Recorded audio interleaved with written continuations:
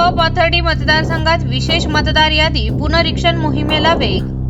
भारत निवडणूक आयोग यांच्या मार्गदर्शनाखाली शेवगाव पाथर्डी विधानसभा मतदारसंघात विशेष मतदार यादी पुनरीक्षण कार्यक्रम राबविण्यात येत असून या मोहिमेला वेग आला आहे। मतदार यादी अचूक व अद्ययावत ठेवण्यासाठी नागरिकांनी आपल्या नावाची पडताळणी मतदान केंद्रस्तरीय अधिकारी यांच्या माध्यमातून करून घ्यावी, असे आवाहन प्रशासनाकडून करण्यात आले आहे। या विशेष मोहिमेत सन 2002 मधील मतदार यादी आणि ऑक्टोबर 2024 मधील अद्ययावत मतदार यादी यांची तुलना करून नावाची पडताळणी केली जात आहे। प्रत्येक मतदान केंद्रासाठी नियुक्त BLO मार्फत हे काम सुरू असून कुटुंबातील रक्ताच्या नात्यातील सदस्य, मुलगा, मुलगी, नातू, नात यांची नावे मॅपिंग करण्याची प्रक्रिया देखील राबविली जात आहे। ज्या मतदारांची नावे जुन्या यादीत नाहीत मात्र नव्या यादीत आहेत त्यांची माहिती सुसंगत करण्यासाठी आवश्यक तपशील गोळा केला जात आहे। विशेषतः विवाहित महिला व युवकांच्या बाबतीत त्यांच्या मूळ गावातील माहिती, आईवडिलांचे नाव, 2002 मधील मतदारसंघ, मतदार यादी क्रमांक आदी तपशील आवश्यक असल्याने संबंधितांनी आपले मतदार ओळखपत्र व इतर कागदपत्रे तयार करून ठेवावीत, असे प्रशासनाने स्पष्ट केले आहे। या पुनरीक्षणाचा मुख्य उद्देश मतदार यादीतील पुनरावृत्ती टाळणे, स्थलांतरित मतदारांची अचूक नोंद करणे आणि प्रत्येक पात्र नागरिकांचे नाव यादीत समाविष्ट करणे हा आहे। या प्रक्रियेमुळे मतदार यादी अधिक पारदर्शक व विश्वासार्ह होणार आहे। मतदार नोंदणी अधिकारी तथा उपविभागीय अधिकारी पाथर्डी प्रसाद मते तसेच शेवगाव तहसीलदार आकाश दहाडे यांनी नागरिकांनी कोणतीही शंका न बाळगता BLO ना आवश्यक माहिती देऊन सहकार्य करावे, असे आवाहन केले आहे। नमस्कार, मी आकाश दहाडे, तहसीलदार शेवगाव तथा सहाय्यक मतदार नोंदणी अधिकारी शेवगाव पाथर्डी विधानसभा मतदारसंघ। लवकरच सकल पुनरीक्षण कार्यक्रम म्हणजे स्पेशल इंटेन्सिव्ह रिव्हिजन ही आपल्या मतदार यादी संदर्भातील कार्यक्रम सुरू होणार आहे। सदर कार्यक्रमाचे 2 टप्पे आहेत। पहिला टप्पा आता सध्या सुरू आहे, त्याच्यामध्ये मॅपिंग केलं जातं। मॅपिंग म्हणजे काय तर 2002च्या मतदार यादीमध्ये ज्या मतदारांचे नाव होते तेच त्या मतदारांचे नाव ऑक्टोबर 2024ची जी मतदार यादी होती त्यामध्ये आहे किंवा कसे हे तपासले जाते।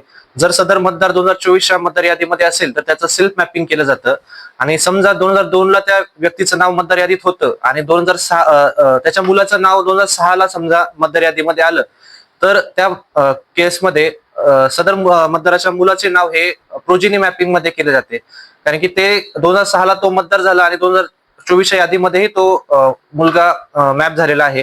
तर अशा केसमध्ये तो मुलगा प्रोजेनी मॅपिंग केलं जातं त्याचं। आणि दुसरी एक कंडिशन असते, समजा सून जर इकडे लग्नानंतर आली, मात्र सुनेचे नाव 2002च्या मतदार यादीमध्ये नव्हते मात्र ती कालांतराने मतदार यादीमध्ये आली आणि ऑक्टोबर 2024च्या मतदार यादीमध्ये जर ती सून असेल तर या केसमध्ये आपण काय करतो तर सुनेच्या वडिलांचं किंवा आईचं नाव तिच्या माहेरच्या ज्या मतदारसंघामध्ये होतं, मतदारसंघ आणि ज्या पार्ट मध्ये होतं तिचे डिटेल्स आपण घेतो आणि इथल्या BLO ला ते डिटेल्स प्रोव्हाइड केले जातात आणि तो BLO अशा मतदाराचं प्रोजेनी मॅपिंग करतो। तर हा झाला पहिला टप्पा। याच्यामध्ये प्रत्येकदा सांगतो 2 हे असतील, एक सेल्फ मॅपिंग असेल म्हणजे 2002च्या मतदार यादीमधील त्या मतदाराचं मॅपिंग आणि 2002 नंतर जर त्याला अपत्य झाले असेल किंवा तो अपत्य मतदार झाला असेल तर त्याचं प्रोजेनी मॅपिंग हा झाला पहिला टप्पा। तर या टप्प्यानंतर काय होईल तर एकदा मॅपिंग झाल्यानंतर सेल्फ आणि प्रोजेनी तर समजा 80% आपलं मॅपिंग झालं तर 80% मॅपिंग नंतर 20% मतदार हे उरतात ज्यांचं मॅपिंग झालेलं नाहीये। तर अशा मतदारांसाठी आपल्याला नंतर सुनावण्या घ्यायला लागतील। तर सुनावणीच्या वेळेस अशा मतदारांना एक फॉर्म दिला जाईल, त्याला इन्युमरेशन फॉर्म म्हणतो। तर इन्युमरेशन फॉर्म त्यांनी भरून द्यायचा आणि त्यासोबत 14 प्रकारचे कागदपत्र त्याला सादर करणे अनिवार्य असेल। तर त्या 14 प्रकारच्या कागदपत्रांमध्ये काही उदाहरणं देतो। तर कोणकोणचे कागदपत्र असतात तर त्यामध्ये जन्म दाखला, पासपोर्ट, शाळा सोडल्याचा दाखला, पॅन कार्ड, आधार कार्ड किंवा कोणतेही सरकारी ओळखपत्र, जर सदर मतदार जर आदिवासी असेल तर आदिवासी वनपट्टा दिलेला डॉक्युमेंट्स, अशा इत्यादी प्रकारचे डॉक्युमेंट्स त्याला सादर करावे लागणार। जर मतदार सदर फॉर्म आणि डॉक्युमेंट्स सादर करण्यात अपयशी ठरला तर अशा मतदाराचं नाव हे आपली जी काही नंतर अंतिम मतदार यादी होणार आहे त्यामधून ते नाव डिलीट केलं जाईल आणि त्याला नंतर स्वतःला परत एकदा नव्याने रजिस्टर करावे लागेल। तर माझे शेवगाव पाथर्डी मतदारसंघातील सर्व मतदारांना आव्हान असेल की त्यांनी आता जो पहिला आपला टप्पा चालू आहे त्याच्यामध्ये आपल्या जवळच्या बीएलओला किंवा आपल्या यादी भागाच्या बीएलओला संपर्क साधून त्यांनी स्वतःचं सेल्फ मॅपिंग आणि जर त्याला अपत्य झाले असेल आणि अपत्य आता मतदार असतील तर अपत्यांचंही प्रोजेनी मॅपिंग झाल्याची खात्री करून घ्यावी. नसेल झाली तर त्यांनी बीएलओला आवश्यक ती माहिती देऊन त्यांचं मॅपिंग करून घ्यावं.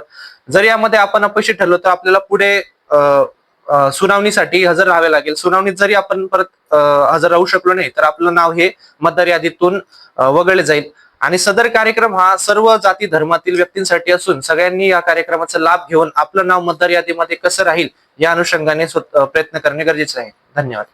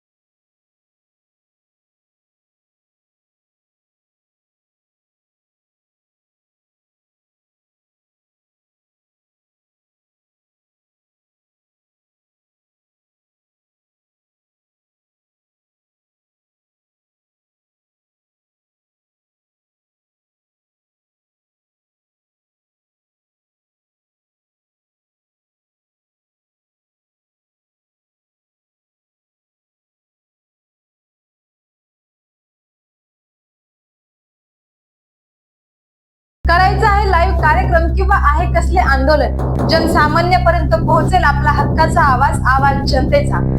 बातमी व जाहिरातीसाठी संपर्क करा स्क्रीनवर दिलेल्या नंबरवर.